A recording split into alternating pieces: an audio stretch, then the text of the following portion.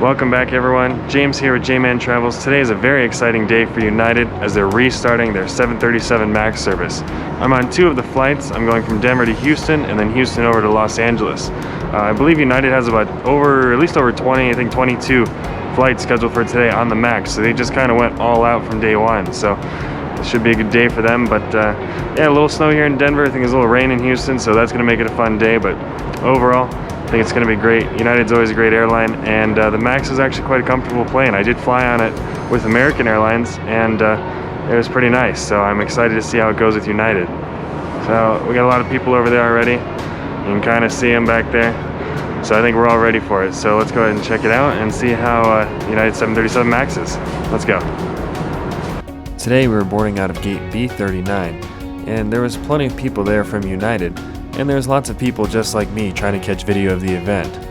Unlike other inaugural flights I've been on recently, there was no fanfare or nothing special. We were just getting on a normal plane. My seat for this flight was 10A. In fact, this seat opened up very last minute. The person that was sitting here booked third party and they changed his flight on him. So unfortunately, he wasn't here anymore, and fortunately for me, I got this seat. So I guess I can say thanks. After all, just look at that view.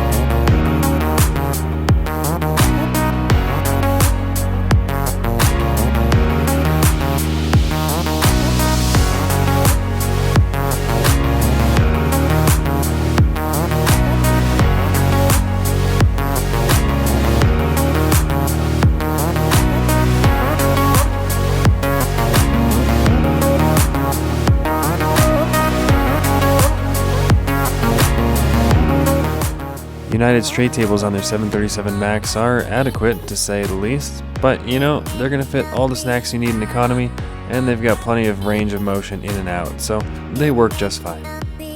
United serves all their snacks in one compact bag. It's kind of convenient as everything's all wrapped up right there.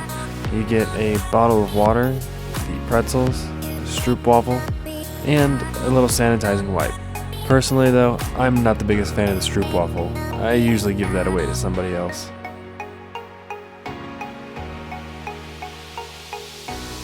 One thing that I never thought I'd say is a big benefit is that United actually serves drinks. That's right, you can get soda, coffee, tea, all on United. When most airlines in the US aren't doing anything more than water, beer, and wine, this is quite the nice perk.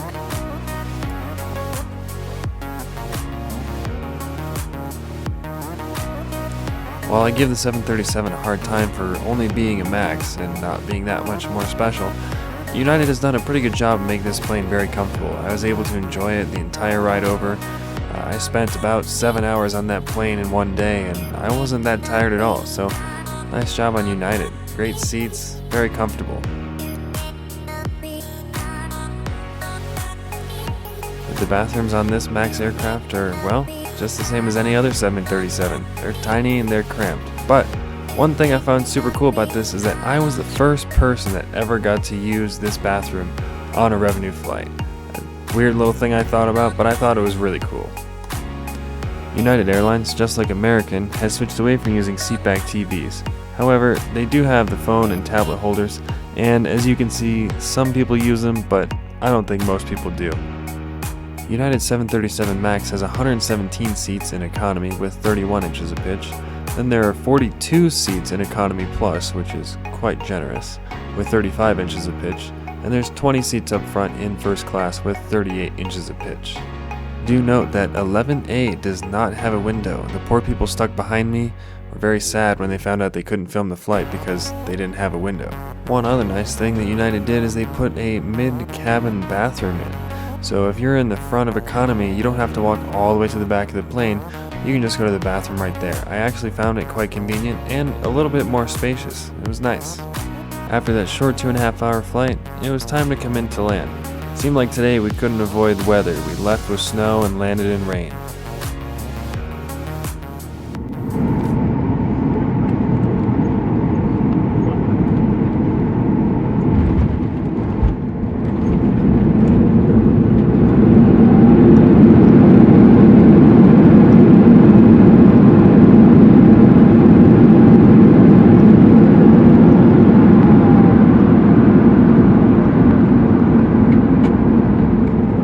Alright, here we are in Houston. We made it on the MAX. It was quite a nice flight. I forgot how many services United still has right now, even with this crazy times going on. Still had several snacks and drink options, which is fantastic. So many airlines cut back to just water or water and wine. It's not really the best. So it's kind of nice to have a good amount of snacks. Almost back to what it is in normal times, which is nice. Other than that, about the plane, you know, it's just a 737. In fact, if you don't really know aviation, you don't really know planes, you might not even notice a difference. Put your headphones in, even noise-canceling headphones in, and you really won't be able to tell. The bins are the same, the seats are a little updated, but you're not going to say, wow, this is a totally different type of plane. You're not going to have any idea. So, it's just 737. It's not that big of a deal.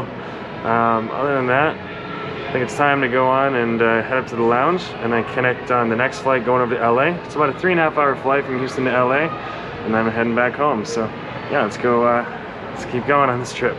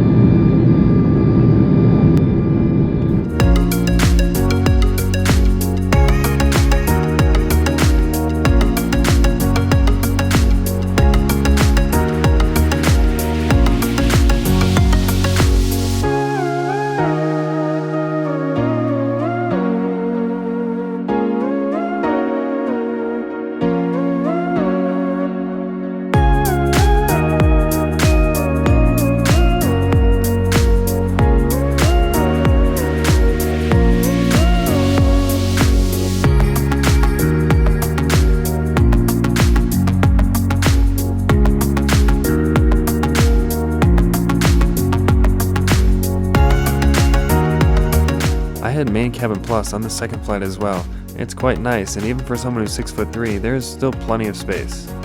Just like the last flight, United was still offering a full beverage service. It was seriously enjoyable. I also found this nice sugar-free Dasani sparkling water with a hint of lime. It's quite good.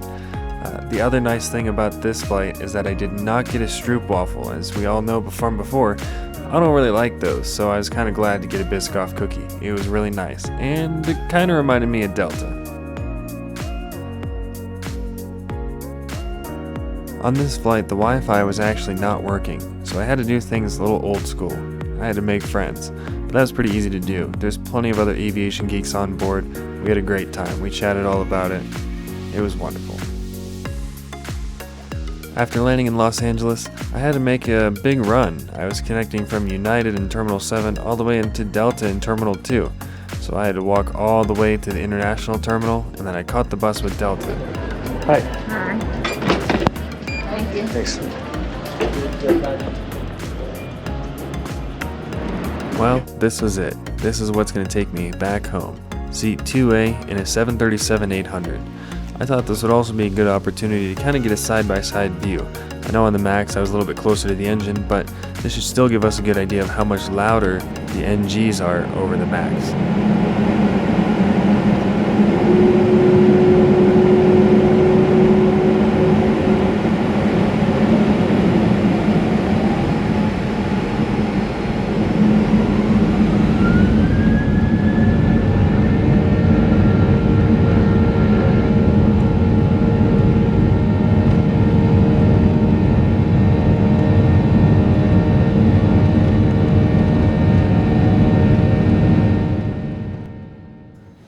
Well, there you have it. I think we can all tell that the NGs are definitely louder, but that's not always a bad thing. I actually kind of enjoy the sound of the NG a lot more.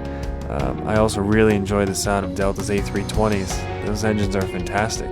But times change. We need something more efficient and that burns a lot less fuel. We gotta save the environment. So we have to deal with quieter, or as some people would also say, hairdryer sounding engines.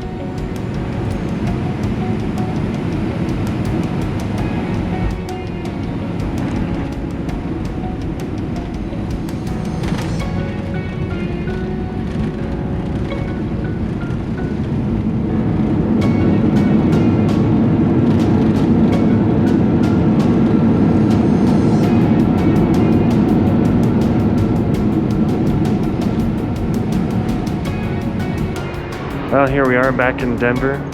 It's been a long day. Started here at 7 in the morning, went down to Houston, over to LA, and then back here to Denver. Last leg was on Delta, but the first two were on those 737 Maxes, and they're good planes, you know. They're nice and quiet, a comfortable ride, but at the end of the day, it's just 737. So, in fact, I don't think you'd notice, especially if you had headphones in and noise-canceling headphones, that you really wouldn't notice at all. So, yeah, it's just 737. It's a good ride, safe ride, and yeah. I have no problems flying on it anytime soon. So hope you guys enjoyed this video. Thank you so much for watching. Don't forget to like and subscribe down below, and I'll see you guys in the next video. Thanks for watching.